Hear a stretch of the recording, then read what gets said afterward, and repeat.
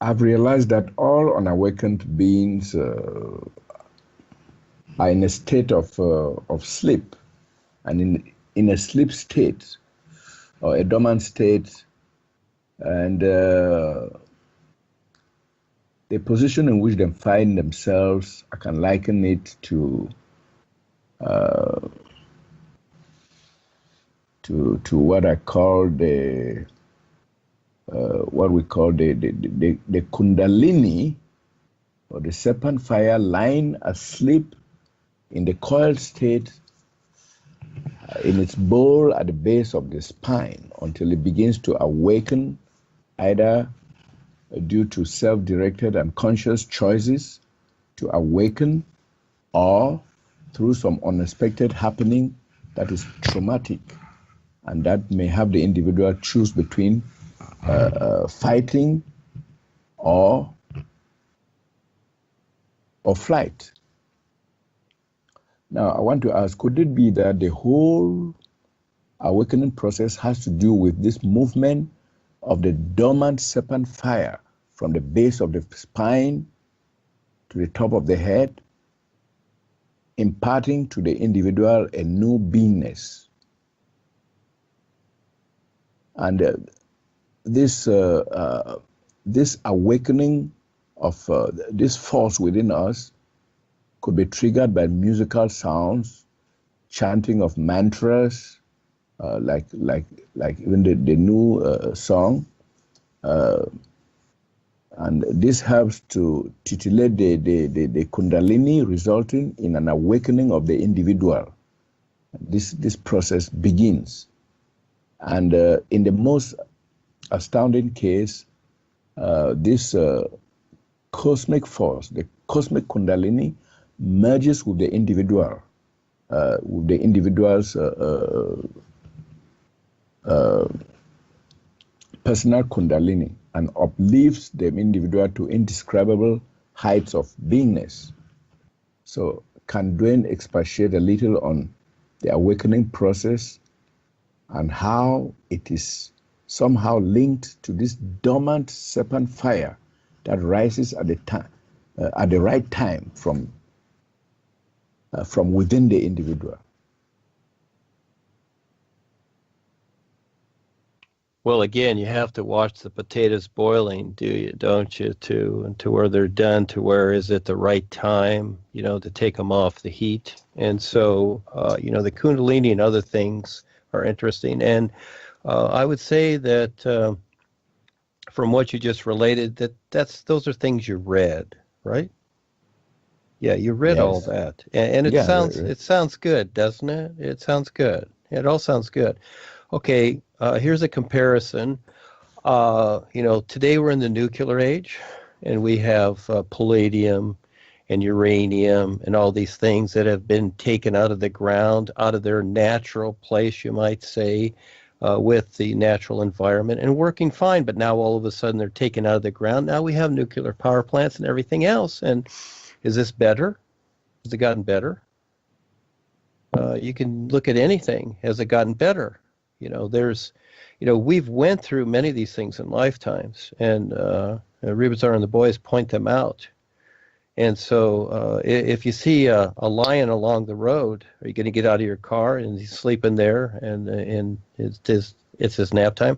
Are you going to get up and kick him to see if he's alive, and deal with it? So again, you're talking about the Kundalini force here. Yes, it's of a particular, things are of a particular, and you want to awaken them? Yeah, just like we've woken up to the nuclear age. You think this is a good thing? Wouldn't it have been better to leave it alone? Do we need it? Again, we can bypass all these things. We don't need them. Do we need the world as it is today? No, we don't, but it seems like people have to decide to come to a certain point to where they're facing their own death and destruction constantly before they wake up, and it is part of it. So everything is a wake up, but it's not necessary. None of these things are necessary. Just like what we've come through during this lifetime, where Paul talked about the spiritual eye, and so did Rebazar and the crown chakra and all that. Well, I don't talk about any of that because again, it's not needed. You don't need to go through those channels anymore. Just like Paul talked about, all the chakras in the body where the yogis and that, they still focus on all the various chakras, etc. And basically that's all astral stuff is really what it is. Even the spiritual eye and you go through the astral worlds first, the sun and moon worlds. And, that's what, Paul's Tigers thing was about, is getting beyond the sun and moon worlds and going there and then eventually beyond that, because that's the first stage. And so, these ideas of bliss and enhancement and upper states of consciousness and whatever, basically they're just creation is what they are. And that's fine. It's all fine. But guess what? There's something a lot better. But you got to recognize, see, now we're into the new nowness. And again, it's recognition. These processes that you've read about, that's all they are. You have been through these processes and you're referring to them because it's reference material. And actually, I don't reference it simply because it's not needed. There's a bigger picture that's unseen. And it's like the ocean. You can take your little, you can take your gallon jug down there and get a gallon of ocean water and take it home and go, look what I got. I brought the ocean home. No, you didn't. The ocean's still there. It's endless. And that's what the true reality life is. It's endless. These things that you've mentioned and you've read about, someone else wrote that. People had experiences with it, good, bad, or indifferent, but they didn't tell you everything. And so somebody else probably marketed it, just like the Bible stories. They marketed it to where it really sounds good, doesn't it? And it really makes people just emotionally attached to the ideas. It all really sounds good, doesn't it? But is it really what is said and specified? Again, what makes sense? But if you want to go that route, go ahead. But you've been there many times before, and guess what? It didn't work. You're back here.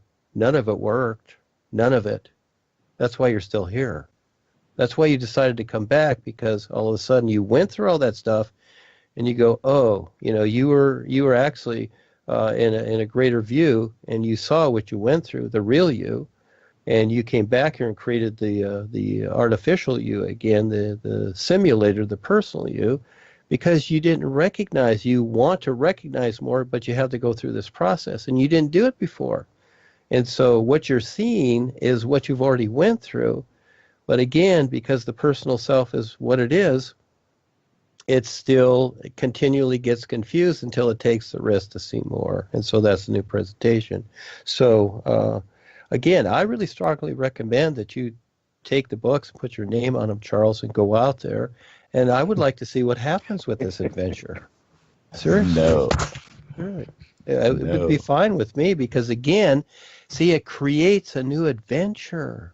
You see, it does that, just like, Vardankar, Denami, The Way of Truth, and all these other things. They took what Paul did, John Roger Hinkins' Messiah. They go on and on and on, and it's all okay because it creates another adventure. It continues the adventure, but at the same time, it's also creating deception. So I'm for whatever. It's like people sharing what I write. Hey, do it, but I would suggest simply do it in the fashion that makes sense and that's beneficial. And if you make money off it, fine. It's not about the money. The world does not operate on money. People think, oh, he's making money on this. He's making all this money. I ain't making hardly nothing. It's not about the money. We're just barely paying the rent here. The thing is that people have been taught, there's the old saying, money is the root of all evil. Well, who created that idea too? The elites. And look at the Vatican. Everything is gold and everybody else is starving. They created that idea so people would give them all the wealth. In other words, agree to the wealth that they supposedly have. Guess what? Gold has no value. The Indians had all kinds of gold reservoirs. They didn't care about it. It meant nothing to them. But the white man wanted it because the white man decided that gold had value. Gold has no value. There's no value to any of this. Your real awareness is the real value. When you're free of all restrictions, that's real value.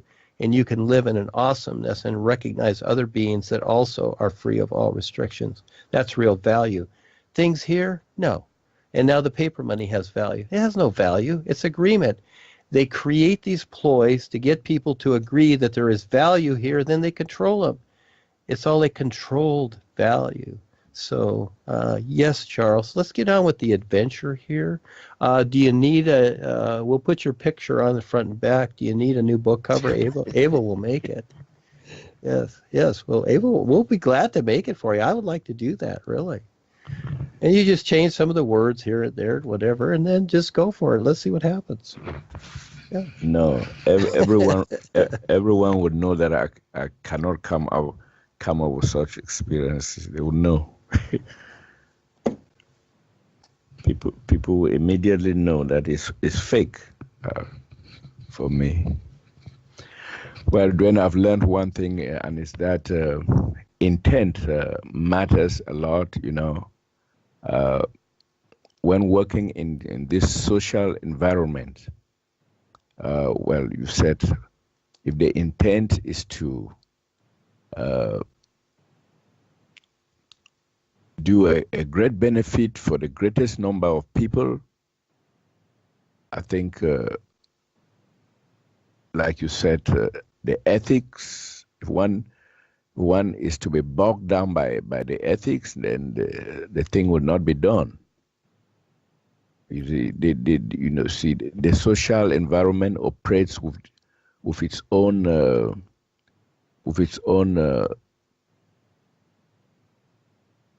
what I call rules or codes and all the like, and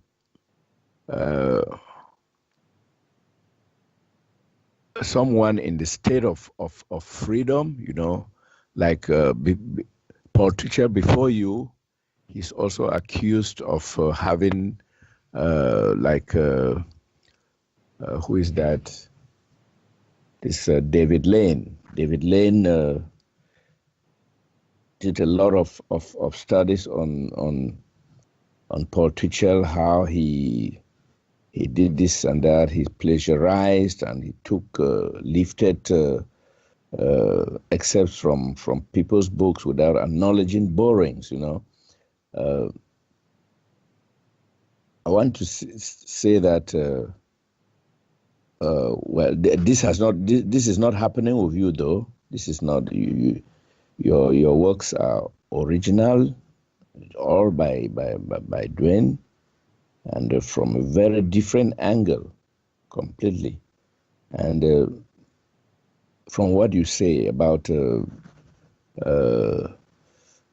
observing these ethical codes when one is doing, when one's intent is to create a benefit for society. Now I can see that, well, maybe in this process of creating this benefit, maybe the benefit itself that one wants to create overrides any moral or ethical codes of society. So that is something that I've learned today, and something that I'm going to contemplate upon very seriously too.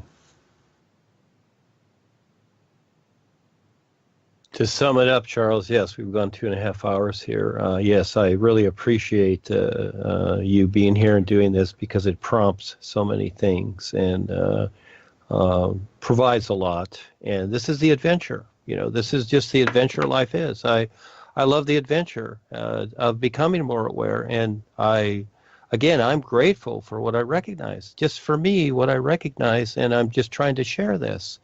And really, to sum up everything of what I'm doing, of all I write and all I say, is that what I'm really saying is, with everything that I'm expressing in any which way at all. And yes, Paul was accused of plagiarism, whatever. And but again, who owns the words? They're just rearranged words. Who owns the words? Because they're rearranged in a particular way. They're copyrighted. Who owns the words? Who really does? Paul was just trying to get something out. And many people really are. And so again, I don't, if somebody takes all the books and whatever, fine, go ahead. I'm not going to go in the courtroom, et cetera, because it's nonsense, because, it's all from the same life. And so what I'm saying here is that I support the all is. That's really what I'm saying, with everything that I'm saying. That's where I stand real. I simply support the all is. And what I'm doing is I'm translating my experiences into something that's relatable for people to possibly understand so they can free themselves from all their restrictions. That's all. And until, they get beyond their own mind, until they stop questioning things about this or that, well, then again, they're agreeing to their restrictions. And so the experiences that they're wanting, they have them. They simply have to recognize them. We're all in the same life. It's so cool. It really is.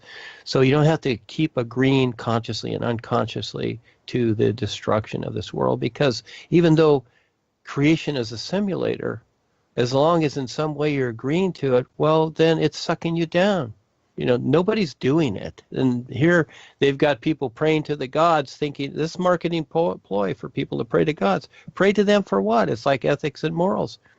Don't exist. Doesn't work. It seems to work. Makes people feel better at times. It's like, oh, this happened or this happened, and oh, it's a miracle from God. Well, see, you keep defining your restrictions with these things. It's not about that. But what do I say? What do I say? Learn to become more aware. That's really the whole premise. Learn to become more aware. I don't say, hey, you'll become more spiritual, you'll become enlightened, you're going to go to the higher levels. Guess what? There's no such thing as higher and lower. The best part is it's an isness. It's an endless isness, and you are like the sinner. But at the same time, you see what I do for myself, and I was asked this before. It's the idea is that, you decide, Duane, you are the isness, you are whatever. And I go, yes, I can say that. I can say I am this or I is this, okay? The I am is more with the God idea, the I am that I am, so I don't use that, the I is. But I don't say that either. You know why? Because I have learned from my predecessors, from the predecessors that came before me, those that came before me. They proclaimed themselves. And so what I do is I set up the scenario where I'm the view in life, and life is bigger. So in a way, I separate myself from that personal idea that I'm all of it, or I am, or I is this. I do that so that I don't become self-absorbed like they did, because I don't want to be self-absorbed. I want to be okay, just like the birds. They don't proclaim themselves as anything. I just use Duane the Great Writer, the New Man, or Duane Ava, etc. We use these things because they're fun. They're just fun. There's something to relate to, but I don't proclaim myself as anything, or the know-it-all, or anything like that. No. I stand real the best I can with life, but I don't want to become self-absorbed. So I see life as always bigger than me. I am very grateful, and I see it as all pure sincerity, like the sun shining. I am just this little dot in life, and hey, you know what? I'm fine with that. And on the real side, it's like Paul. Paul even puts on a wig. He's like the mom, and Rebazar is like the dad. And they stand beside me or sit beside me, and it's like, hey, I'll just be the kid. And I've been there many times, like a 12-year-old kid. Sometimes Ava and I are together. We're just like little kids. I'm fine with being the kid. I'm not looking to be big, okay, and to know it all. I'm fine, because they can be the dads, and the true silent ones beyond them. They can be the dads. I'm fine with that, because you know what? I recognize what's real. That's all that matters to me. And just like children, this is why I love children, and to see them how they are.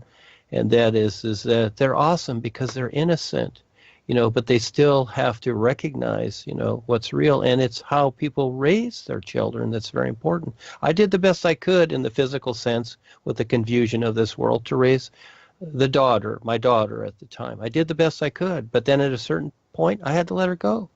Just like birds have to fly from the nest. The mom kicks them out. It's like, get out, go fly, go get your own experiences. And this is very important, because as each one of us go out there and get our experiences, and eventually you might say we come back, but we're always here and now. Everybody's always here and now.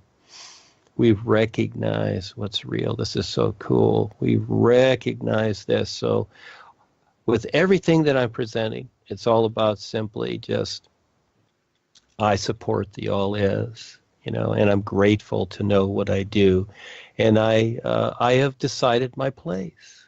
And it's just really that simple with everything that I've written and said. It's so cool how it is. It's like a mother with her children.